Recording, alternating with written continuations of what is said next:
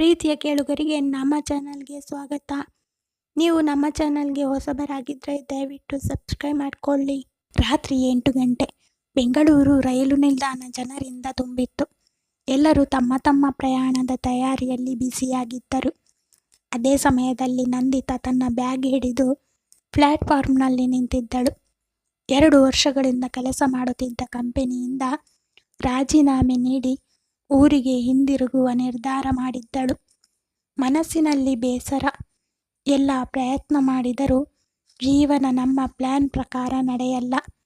ಅವಳು ಯೋಚಿಸುತ್ತಾ ನಿಂತಿದ್ದಾಗ ಯಾರೋ ಹಿಂದಿನಿಂದ ಬಂದು ಡಿಕ್ಕಿ ಹೊಡೆದರು. ಸಾರಿ ಗಮನ ಇರಲಿಲ್ಲ.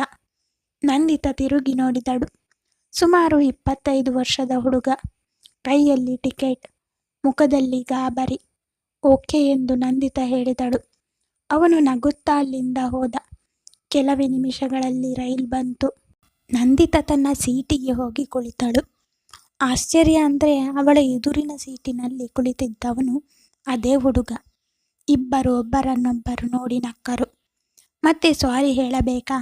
ಹುಡುಗ ಕೇಳಿದ. ಬೇಡ, ಒಮ್ಮೆ ಹೇಳಿದ್ರೆ ಸಾಕು. ನಾನು ಕಾರ್ತಿಕ್.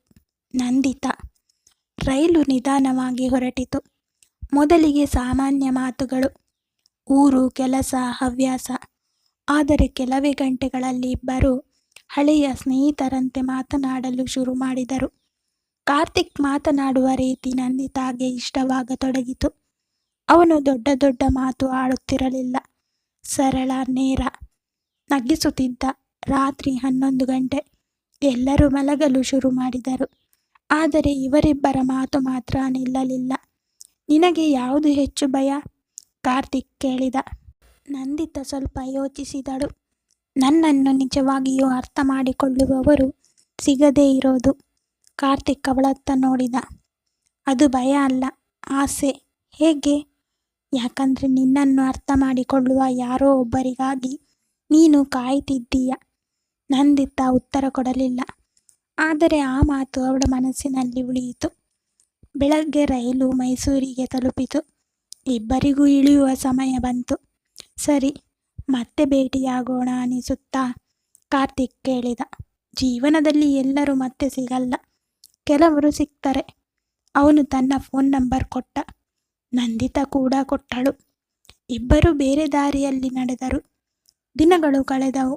ಮೊದಲು ಮೆಸೇಜ್, ನಂತರ ಕರೆ, ನಂತರ ಪ್ರತಿದಿನದ ಮಾತು.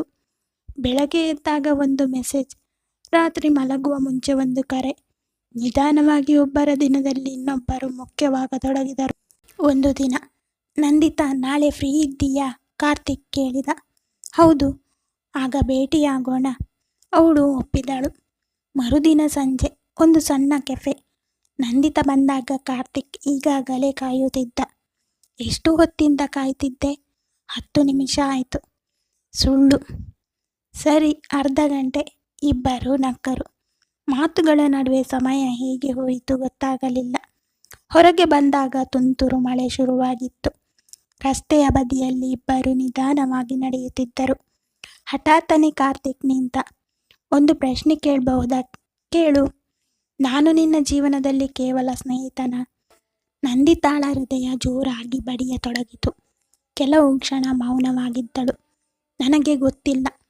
ಕಾರ್ತಿಕ್ ನಗಲಿಲ್ಲ. ನನಗೆ ಗೊತ್ತು. ಏನು? ನಾನು ನಿನ್ನನ್ನು ಪ್ರೀತಿಸುತ್ತಿದ್ದೀನಿ.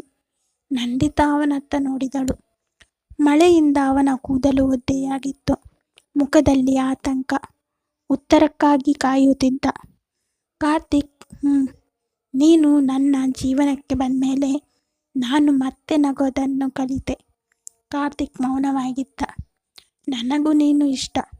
ಆ ಮಾತು ಕೇಳುತ್ತಿದ್ದಂತೆಯೇ ಅವನ ಮುಖದಲ್ಲಿ ಮೂಡಿದ ಸಂತೋಷ ನಂದಿತಾಗೆ ಜೀವಮಾನ ನೆನಪಾಗುವಂತಿತ್ತು. ಅಂದ್ರೆ ನಾನು ನಿನ್ನನ್ನು ಪ್ರೀತಿಸುತ್ತೀನಿ. ಕಾರ್ತಿಕ್ ನಕ್ಕ. ನಂದಿತಾ ಕೂಡ ನಕ್ಕಳು. ಇಬ್ಬರು ಮಳೆಯಲ್ಲೇ ನಿಧಾನವಾಗಿ ಕೈ ಹಿಡಿದು ನಡೆದು ಹೋದರು. ಆ ದಿನ ಅವರಿಗೆ ಒಂದು ವಿಷಯ ಅರ್ಥವಾಗಿತ್ತು. ಕೆಲವೊಮ್ಮೆ ಪ್ರೀತಿ ದೊಡ್ಡ ದೊಡ್ಡ ಘಟನೆಗಳಿಂದ ಆರಂಭವಾಗುವುದಿಲ್ಲ. ಒಂದು ಸಣ್ಣ ಡಿಕ್ಕಿಯಿಂದ, ಒಂದು ರೈಲು ಪ್ರಯಾಣದಿಂದ, ಅಥವಾ ಒಬ್ಬ ವ್ಯಕ್ತಿಯ ಸರಳವಾದ ಕಾಳಜಿಯಿಂದ ಆರಂಭವಾಗುತ್ತದೆ. ಧನ್ಯವಾದಗಳು. ಈ ಕತೆ ಇಷ್ಟ ಆಗಿದ್ದರೆ ಲೈಕ್ ಮಾಡಿ, ಶೇರ್ ಮಾಡಿ. ಇದೇ ತರಹದ ಕತೆಗಳಿಗೆ ನಮ್ಮ ಚಾನಲನ್ನು ಸಬ್ಸ್ಕ್ರೈಬ್ ಮಾಡಿಕೊಳ್ಳಿ.